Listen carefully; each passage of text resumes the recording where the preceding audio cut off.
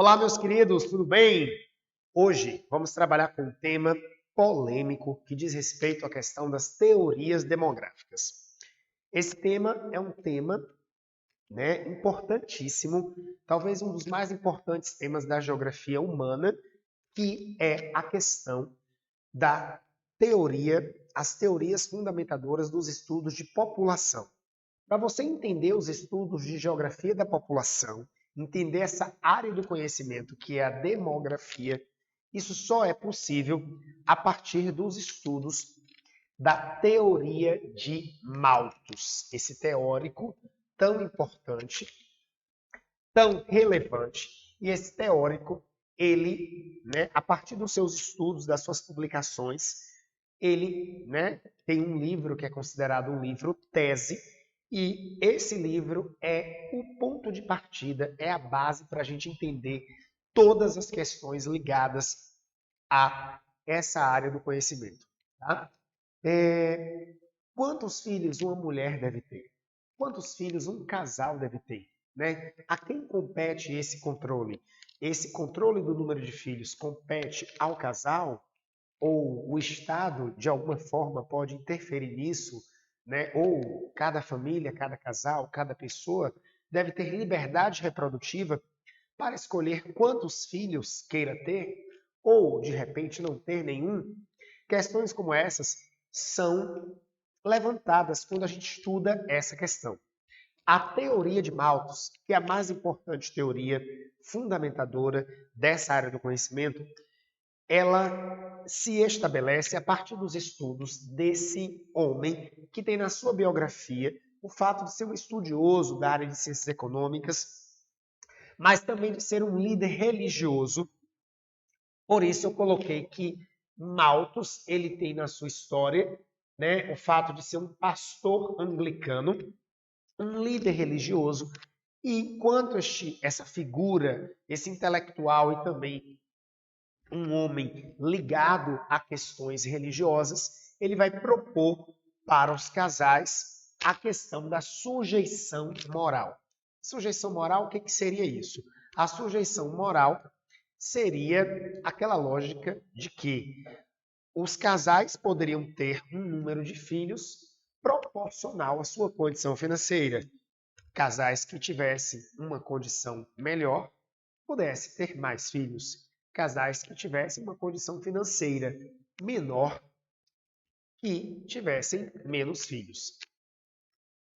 Esse fato, essa orientação, quem conhece o mundo real, na prática, mesmo sem ter estudo algum, acredito que você saiba que justamente as famílias formadas por pessoas que têm um grau de escolaridade menor e um perfil de ter baixa renda, justamente essas pessoas têm mais filhos, ou seja, têm um número de filhos descontroladamente, enquanto casais formados por pessoas que têm uma escolaridade maior, uma condição econômica maior, estão sujeitas a ter menos filhos ou, de repente, não ter nenhum filho. Então, a questão da sujeição moral é muito discutida. Outro detalhe é que essa teoria, a partir desse livro, tese, chamado Ensaio sobre a População, ele publica postulados.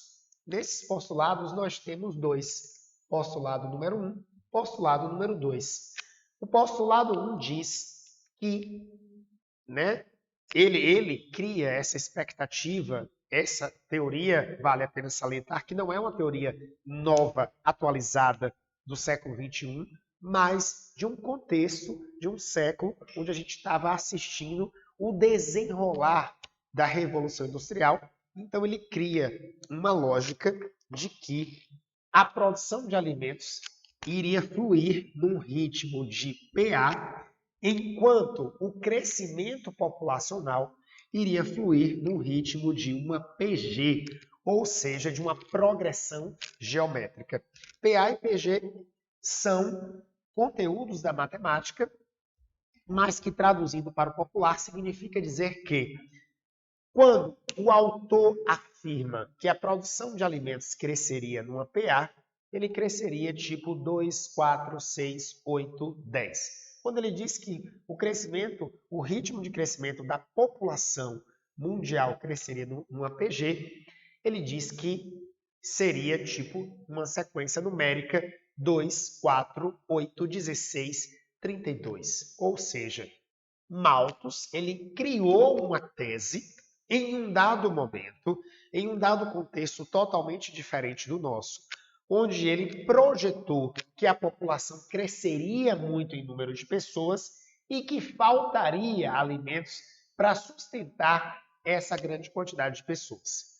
O que deu certo? O que deu errado nessa teoria?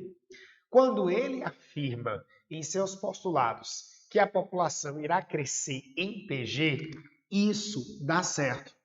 Mas quando ele afirma que a produção de alimentos crescerá em PA, isso não acontece, porque ele não leva em consideração todos os avanços na agricultura decorrentes das revoluções industriais.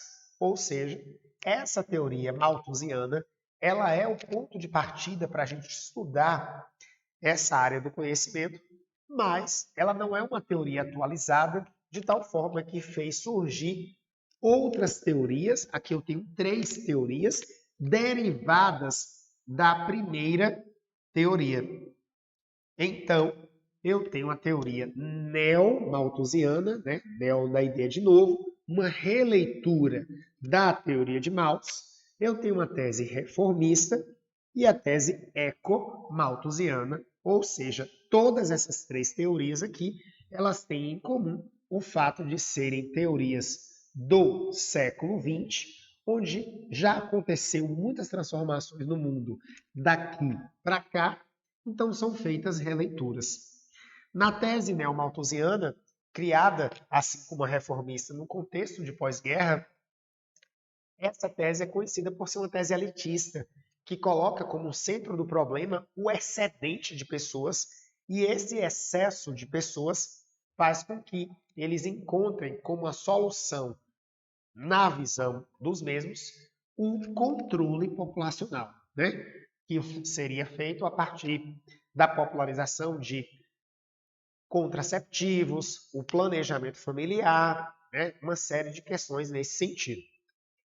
A tese reformista é uma tese que se opõe, vou colocar aqui um X para sinalizar a lógica de oposição da primeira para a segunda e para dizer que a tese reformista, né, também nesse contexto de século XX, vai se reconhecer como uma tese alternativa ou marxista que coloca a questão da desigualdade, da pobreza, como, né, no centro do debate.